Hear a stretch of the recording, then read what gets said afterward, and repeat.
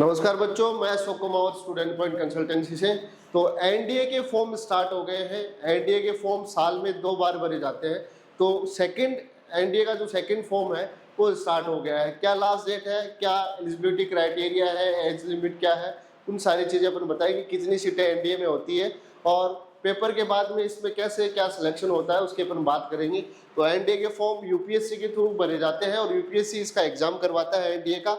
और इसके बाद अगर आप एग्जाम में पेपर क्लियर कर लेते हैं तो आपका फिर एसएसबी में इंटरव्यू होता है। तो उसके फॉर्म है वो स्टार्ट हो गए हैं। जो बच्चे एनडीए का फॉर्म भरना चाहते हैं वो भर सकते हैं। फॉर्म है वो भी स्टार्ट हुए हैं और लास्ट डेट है इसकी 9 जून। 9 जून तक आप फॉर्म भर पाएंगे और एग्जाम डेट है इसकी वो 13 सितंबर को होगी।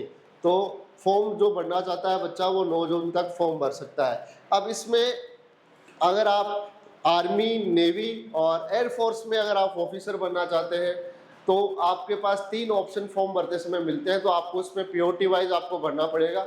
आप आर्मी में जाना चाहते हैं या एयरफोर्स में जाना चाहते हैं या नेवी में जाना चाहते हैं तो आपको वहाँ पे फर्स्ट, सेकंड, थर्ड ऑप्शन जो आपकी प्योरिटी है, अगर आपकी एयरफोर्स प्योरिटी है तो फर्स्ट आपको एयरफोर्स बनना है, सेकंड पे आर्मी है तो आर्मी बनना है, या सेकंड पे नेवी है तो नेवी बनना है। फॉर्म है वो स्टार्ट हो गए हैं। आपको इसमें आजकल वन टाइम रजिस्ट्रेशन इसमें होता है। जिन्होंने पहले ओटीआर रजिस्ट्रेशन कर रखा है, वन टाइम रजिस्ट्रेशन कर रखा है, उनको दोबारा रजिस्ट्रेशन करने की जरूरत नहीं है, उसी से आप फॉर्म भर पाएंगे।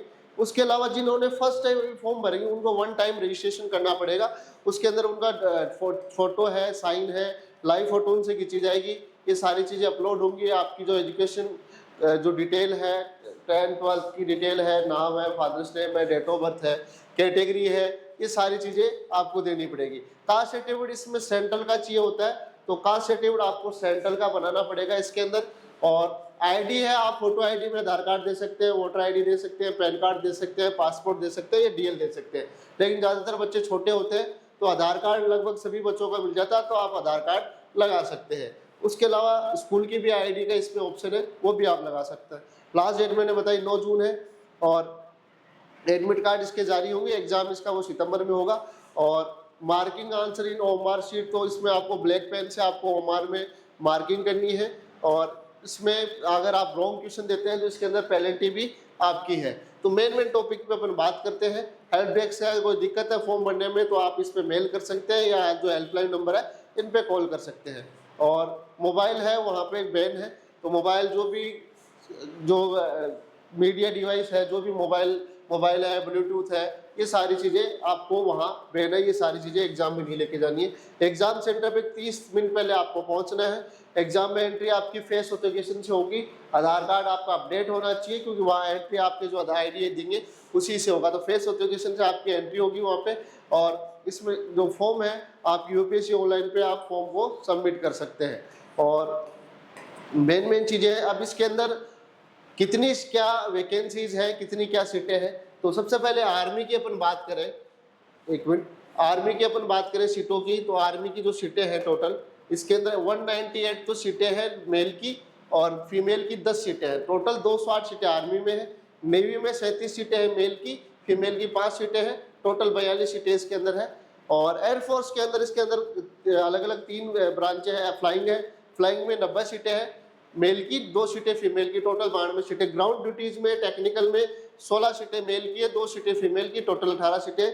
ग्राउंड ड्यूटीज नॉन टेक्निकल में तो इसमें 8 सीटें इसमें मेल की है, 2 सीटें फीमेल की है, टोटल 10 सीटें हैं। उसके अलावा नेवल एकेडमी कैंडिडेट एंट्री में 10+2 इसके अंदर जो सीटें हैं मेल की 21 है, फीमेल की 3 सीटें, टोटल 24। तो सारी टोटल सीटें मिला के लड़कों की 370 है और फीमेल की 24 है। ये सारी आर्मी, नेवी, एयरफोर्स मिला के टोटल 394 सीटों के लिए है। इसमें एग्जाम होता है, फिर एसएसबी का इसमें इंटरव्यू होता है। तो उसमें शॉर्ट लिस्ट होने के बाद में आपका वहाँ पे फिजिकल वगैरह ये सारी चीज़ें, मेडिकल एग्जामिनेशन वगैरह कई चीज़ें आपकी होती है। उसके बाद सीधा आप है इनसे आप सिलेक्शन होने के बाद यहाँ से पहले तो आपसे ट्रेनिंग वगैरह सारी प्रोसेस होती है। फिर आपका नेवल एकेडमी एनडीए में आपकी ट्रेनिंग होती है और वहाँ से आप करने के बाद सीधा आप कैडेट बनते हैं, आगे आप ऑफिसर है। ये सारी चीज़ें इसके अंदर आप इसमें ऑफिसर बन सकते हैं। एग्ज़ाम सेंटर जो इंडिया के अगरतला है, आगरा, अहमदाबाद है। टोटल जो सेंटर है इंडिया के अंदर इसके अंदर 86 सेंटर है इसके ऑल इंडिया के अंदर है। और इसमें एलिजिबिलिटी जो क्राइटेरिया है, भारत का नागरिक है, नेपाल का भी इसमें भर सकता है जो गोरखा वगैरह आते हैं। उसके अलावा जो इंडियन ऑर्गन के जो बाहर के जो कुछ कंट्री है उनके जो यहाँ पे जो इंडियन जो मतलब परमानेंटली इंडिया में सेटल हो गए, जैसे पाकिस्तान, हिंदू है, बर्मा है, श्रीलंका है, ईस्ट अफ्रीकन कंट्रीज है, केनिया, युगांडा, तो यहाँ से जो यहाँ परमानेंटली भारत में रहने लग गए उनको भी इसके अंदर कोटा दिया गया है, वो भी इसके अंदर पार्टिसिपेट कर सकते हैं। एज लिमिट है आपकी, एज है वो 1 जनवरी से 2008 से लेके 1 जनवरी 2011 के बीच में आपकी डेट ऑफ बर्थ होनी चाहिए। कोई बच्चे इसके लिए एलिजिबल है, तो 1 जनवरी 2011 तक का बच्चा, इससे पहले का बच्चा इस फॉर्म को भर सकता है। और डेट ऑफ बर्थ का जो आपकी या तो 10th की मार्कशीट है या बर्थ सर्टिफिकेट आपके पास एज का प्रूफ होना चाहिए, ये सारी चीजें हैं।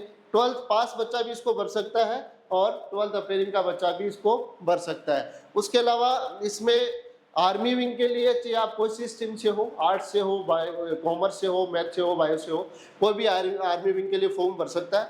उसके अलावा एयरफोर्स और नेवल विंग में आपको जाने के लिए आपको फिजिक्स, केमिस्ट्री, मैथ आपका 12th में होना जरूरी है।